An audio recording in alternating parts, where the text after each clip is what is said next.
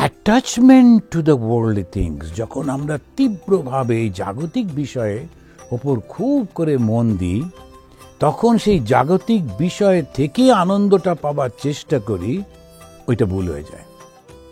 প্রথমে ভাবলাম পড়াশুনো শিখলে আমি খুব আনন্দ পাবো, শিখলাম পড়াশুনো, চাকরি ভালো পেলে খুব ভালো হতো, পেলাম চাকরি, ও যদি বিদেশে যেতে পারতাম তাহলে খুব আনন্দ থাকতাম, এলাম বিদেশে, তারপরে যদি এরকম কি সুন্দর ছবির মতো সব সুন্দর সুন্দর ঘরটরগুলো, বাড়ি টাড়িগুলো, একটা বাড়ি হলে খুব ভালো হতো, হলো বাড়ি, কিন্তু এদেশে বাড়ি মানে আপনাকে পরিষ্কার করে রাখতে হবে, সে আর এক উৎপাত, যারা এদেশে থাকে তারা জানে।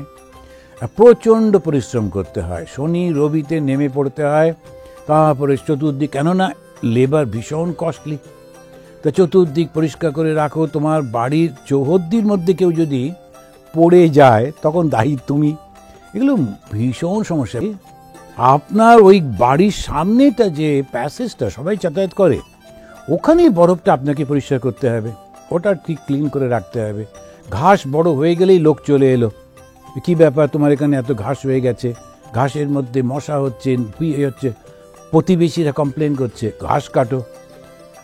তো আমেরিকায় আসার পর তখন দেখলাম আরে এ তো এক উৎপাত, তো সুতরাং শান্তি কিছুতেই হচ্ছে না। কোনটাতে শান্তি? কিছুতেই কোনো জায়গায় ঠিক হচ্ছে না। সুন্দর একটা ব্যবস্থা করে বিয়ে হলো, তারপরেও ঠিক মনোমালিন্য হয়ে যাচ্ছে, সন্তান জন্মালো তো কোনোটা ভালো কোনোটা নয়, এ কত রকমের সমস্যা, এ তার বলার দরকার নেই, আমাদের রোজ রোজ দৈনন্দিন জীবনে এগুলো আমরা জানি। তাহলে আনন্দটা কোথায়? আনন্দ কিন্তু ওর মধ্যে নেই, আমরা কল্পনা করছি আনন্দটা আছে, আবার আনন্দই ওর মধ্যে আছে যদি আমি ঠিকভাবে সেটাকে দেখতে। এই সংসার ধোঁকার টাটি একজন বলছেন, আবার আরেকজন বলছেন এই সংসার মজার কুটি, আমি খাই দাই আর মজা লুটি। তাহলে দুটো অ্যাপ্রোচ হচ্ছে। একটা শিশুকে আমরা ভালোবাসি কেন? কারণ ওর মধ্যে কোনো স্বার্থপরতা নেই, সব সময় ও খুব নিজের আনন্দে থাকছে। তাহলে আমরা একটা সূত্র পেলাম, তাহলে আনন্দ ঠিক আনন্দ পেতে গেলে আমাদের নিঃস্বার্থপর হতে হবে। অনেক সময় দুই ভাইয়ের ঝগড়া হয়, ছোট্ট ছোট্ট জিনিস নিয়ে ঝগড়া হয়, কেউই ভোগ করতে পারে না, একটু সামান্য জিনিস দিতে পারি না, দুটো সিঁড়ি, না না তুমি উঠবে না, ওই সিঁড়িটা আমার, বলে দুই ভাই ঝগড়া করে, ওই সিঁড়িতেই দুজনে খেলা করতো। এবারে কি এমন হলো, কিন্তু না দেবো না, তার জন্য সে চলে গেল কোর্টে, উকিলরা খুব খুশি, না না এরকম ভাবে ভাই ভাই ঝগড়া না হলে আমরা বাঁচি কি করে, উকিল খুব খুশি। এখন দুই ভাই তাদের ইনকামের অর্ধেকটা টাকা ওই উকিলদের, দুজন উকিলকে দিয়ে, ওই দুজন উকিল কিন্তু হয়তো দেখা যাবে একই ট্যাক্সি করে আসছে, পয়সা বাঁচাচ্ছে, বলে না না একই বাড়িতে তো যাবো, চলুন আপনি আর আমি একই ট্যাক্সি করে, ওরা ঠিক আছে। দুই ভাই বোকার মতো, কেন? অহংকার। অহংকার কেন আসে? কোনো একটা বিষয়ের উপর তীব্র আসক্তি, আর সেই আসক্তিটা থেকে আমি করছি, আপনার আমার ভাবনা, তাহলে গোড়াটা হলো অহংকার। এই শরীরটার জন্য অহংকার, এই শরীরটা সবসময় পরিবর্তন হচ্ছে, একদিন তো মারাই যাব, এই শরীরটা তো পুড়িয়েই দেবে, কিন্তু এই শরীরটার মধ্যে আমি আর এইভাবে একদম ঝগড়া করছি, এটা মন তো পরিবর্তন হয়েই চলেছে। ঠাকুর না করুন, ভগবান না করুন, এমন একটা সময় হতে পারে যে মনটা চিন্তাই করতে পারছে না, আলজাইমার যে হয়ে গেল, তখন কি হবে? বুঝতেই পারে না ও কি করছে, চিন্তাই করতে পারে না কোনো কিছু, তখন কি হবে? তাহলে এই মনটাও তো আমি নই, শরীরটা আমি নই, তাহলে এই মন এবং শরীর নিয়ে যে জগৎটা, সেটা নিয়ে এত মাতামাতি কিসের? পারি না, ওই আনন্দটা পেতে গেলে একটু স্বার্থপরতা ত্যাগ করতে হয়, আর স্বার্থপরতা ত্যাগ করতে গেলে অহংটাকে একটু, আমি ভাবটাকে একটু কমিয়ে আনতে হয়। আমার ছেলেটা পাশ করতে পারেনি বা আমার ছেলের রেজাল্ট খারাপ হয়েছে বলে আমি ভীষণ কষ্টে রেগে মেগে থাকলাম, ছেলেটাকে ধরে মারলাম, অন্যের কাছে মিথ্যে কথা বললাম, আর মাস্টারমশাইদের বিরুদ্ধে মিথ্যে কথা বললাম, স্কুলে গিয়ে হই হই করলাম, কষ্টটা কার হলো? তো যাই হোক, স্কুলে ভয় টয় পেয়ে আছে, আপনার অনেক সোর্স টোর্স আছে, দিল পাশ করিয়ে। সমাজে তো ওরকমভাবে চলতে হয়। এবারে সেই ছেলে পাসটা ওই রকমভাবেই পাস করছে, তারপরে টেনে গিয়ে আর হয় না। এই জিনিসটা বুঝতে হয়। তা না করে যদি ছোটবেলা থেকেই ছেলেকে, আচ্ছা ও পড়াশোনাটা অতটা পারে না, ঠিক আছে, ক্লাস 8 বা কোনো রকম 10 পর্যন্ত, ওকে উৎসাহ দেওয়া, তুই অত চিন্তা করিস না, তোর জন্যে ঠাকুর ঠিক একটা ব্যবস্থা করে রেখেছে। আমার ছেলেকে জোর করে ডাক্তার করতেই হবে, একসঙ্গে যে কত কি শেখাচ্ছে তার কোনো ঠিক ঠিকানা নেই। কোনটা সে হবে সে বুঝে উঠতে পারে না, পরে দেখা গেল কোনোটাই শিখলো না। লাভটা কি হলো? কিন্তু সমাজের মধ্যে, ওই কম্পিটিশনের মধ্যে, সব কিছুর মধ্যে থাকতে হয়। আচ্ছা বেশ থাকলাম, কিন্তু মনে মনে জানতে হয়, আচ্ছা তুই যতটা পারবি ওটাই করবি, তাহলেই হবে। কিন্তু বাবু আনন্দে থাকিস, যাই করবি খুব আনন্দে থাকিস। আমার মনে পড়ছে যে একজন ভদ্রলোক, ওর সঙ্গে আমার খুব ভালো ভাব ছিল, ওই বয়স্ক মানুষ, তো তিনি কলকাতায় থাকতেন। আগে একদিন আমার কাছে এলেন পুরুলিয়াতে, তো ওনার মেয়েকে নিয়ে এলেন। আসার পর এটা একটু আমি একটু মজা করে করে বলি, তো আসার পর তো উনি দেখা টেকা করলেন, তারপর একটা হোটেলে গিয়ে উঠলেন। আমি বললাম পরের দিন আসবেন এখানে, একটু দুপুরবেলায় প্রসাদ টোসাদ খেয়ে যাবেন, আমাদের সঙ্গে একসঙ্গে খাবেন ইত্যাদি। কিন্তু পরের দিন সকালবেলায় ওর মেয়েটি ফোন করলো যে বাবা একটা ছোট কাগজে লিখে রেখে গেছে যে আমার আর বাঁচার ইচ্ছা নেই, আমি চলে যাচ্ছি, তো এরকম এরকম সব আছে ব্যবস্থা, তুমি মাকে নিয়ে থাকবে, এই চিরকুটটা পেলে এই তুমি স্বামীজির সঙ্গে দেখা করো, উনি তোমাকে কলকাতা ফিরিয়ে দেবার ব্যবস্থা করবেন। তো ও খুব ভয় পেয়ে গিয়ে কান্নাকাটি করছে, অল্প বয়সী মেয়ে। আমি বললাম একদম ভয় পেও না, তুমি চলে এসো। যে জায়গায় উনি এসেছেন এখানে আত্মহত্যা করা ভীষণ কঠিন, তার কারণ কোনো পুকুরে জল নেই, কোথায় ডুববে? বিরাট বিরাট পুকুর বটে, কিন্তু জল নেই একটুও। আর গাছগুলো আছে কিন্তু এমন শুকনো শুকনো যে আপনি তলায় গিয়ে কিছু করতে গেলেই অনেক লোকের চোখে পড়বে চতুর্দিকে। আর গ্রাম তো, লোকেরা একটু চোখে পড়লেই এসে দাঁড়িয়ে থাকলো, দাদা কি করছেন এখানে? আর কলকাতার লোক, আর সুতরাং একটা সুন্দর সাদা পাজামা পাঞ্জাবি পরে আর সিগারেট টিগারেট হাতে নিয়ে গিয়ে আত্মহত্যা করতে যাচ্ছেন, তখন পাড়ার লোক সব এসে দাঁড়িয়ে যাবে।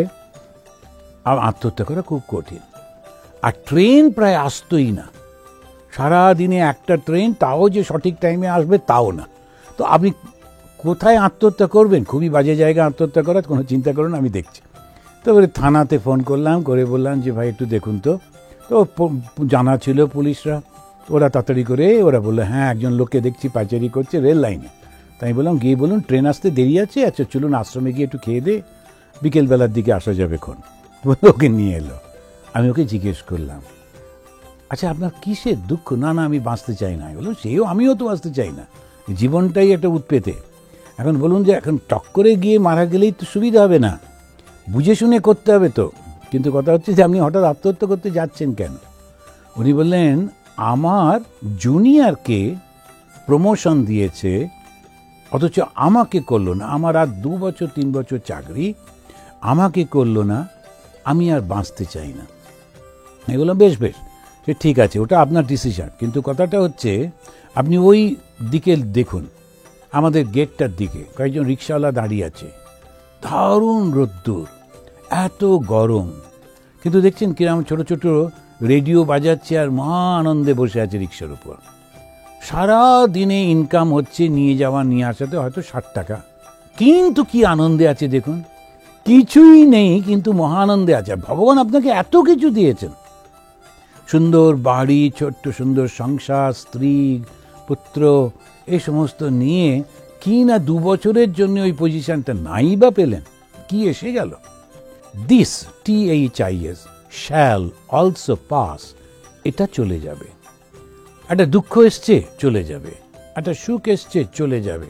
আমার জন্যে কিছু না কিছু ঠিক ভগবান রেখে দিয়েছেন। এখন এই মুহূর্তে সামনে যে কর্তব্যটা আছে, যেটা করবার ওটা করি, যতদিন করতে হয় করব। পূর্ব জন্মে যা যা করেছিলাম তার কর্মফলগুলো তো ভোগতে হয়। ঠাকুর বলেছেন, মা বলেছেন, শাস্ত্র বলছে, তা হিন্দু ধর্মের এটা তো বৈশিষ্ট্য। আচ্ছা বেশ, তো করি, কিন্তু নিজের মতো সুন্দর করে করলাম। একটা সময় নিজের অন্তরের মধ্যে গিয়ে বললাম, আমি এই দেহ নই, আমি এই মন নই, আমি আনন্দ স্বরূপ। কেউ যখন নিন্দা করছেন, আপনি যদি চুপ করে তার মুখের দিকে তাকিয়ে থাকেন, ও দেখবে না বেশিক্ষণ কথা বলতে পারবে না। আপনি উত্তেজিত হয়ে যাচ্ছেন, আপনিও চিৎকার করছেন, কিংবা আপনি কাঁদছেন, আপনার রিয়াকশনটাই ওকে কিন্তু উৎসাহিত করছে আপনাকে আরও বেশি কষ্ট দিতে, আপনাকে অপমান করতে। আমি তখন ব্রহ্মচারী, অদ্বৈত আশ্রমে থাকি। আমি গেছিলাম তখন ওদের ন্যাশনাল লাইব্রেরিতে আলিপুরে, একটা বই নিয়ে কাজ করছিলাম। ওখানে গিয়ে আলিপুরে একটু কয়েকটা লাইব্রেরিতে ঘুরে টুরে ফিরছি। ওখানেই ওই প্রাইভেট সে বাসগুলো ছিল, তা ওখান থেকে ছাড়তে উঠে বসে আছি। এইবারে কাছাকাছি অফিসের লোকজন, বোধহয় লাইব্রেরিতে কাজ করে বা চিড়িয়াখানায় কাজ করে, সে উঠেছে। উঠে আমার ঠিক উল্টো দিকে 3-4টে লোক বসেছেন। আমার সাদা কাপড় পরা ব্রহ্মচারী, মাথা কামানো, শিখা রয়েছে, যেমন আমাদের থাকে। ওই মধ্যে 3-4টি লোক যারা আমার উল্টো দিকে বসে আছেন, তাদের মধ্যে একজন আমাকে দেখিয়ে দেখিয়ে বলছেন যে, তার বন্ধুদের বলছেন, জানিস তো এরা সব হচ্ছে সিআইএ চর।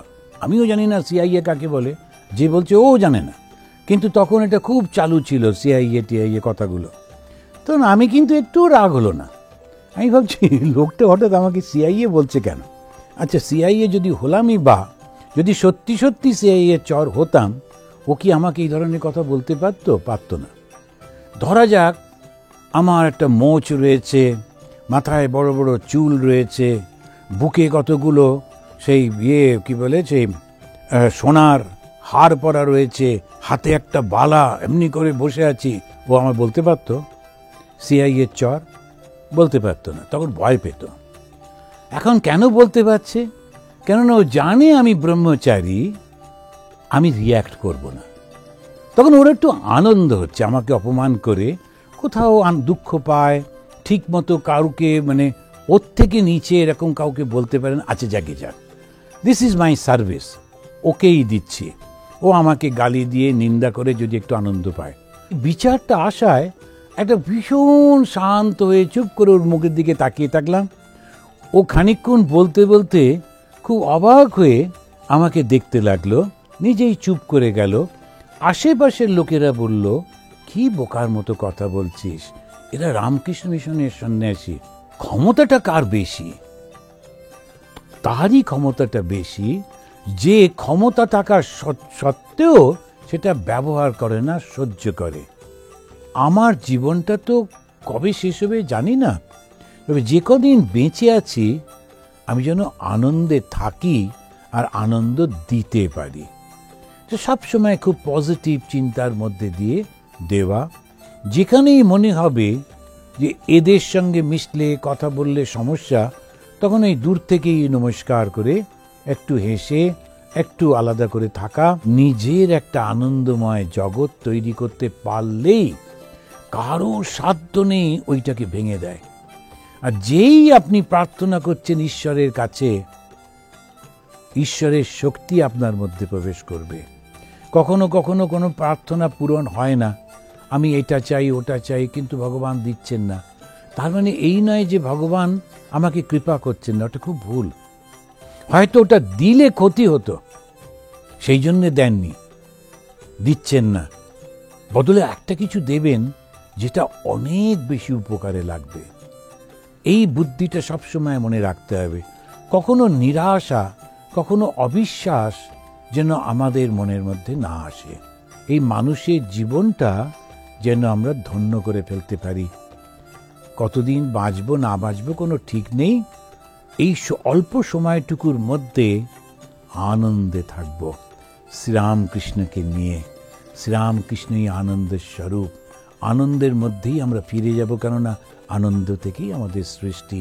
আর সেই আনন্দ কোনো দিন আমাদের হাতছাড়া হবে না। কেন? সেটা হচ্ছে আত্মার আনন্দ। বিষয়ের আনন্দ, বিষয়ানন্দ বলে, বেশি দিন থাকে না, পরিবর্তিত হতে থাকে, কিন্তু ঈশ্বরে যে আনন্দ সেটা চিরকাল থাকে। জয় ঠাকুর, জয় মা। ধন্যবাদ। সবাই আপনারা আনন্দে থাকুন, এই প্রার্থনা করি।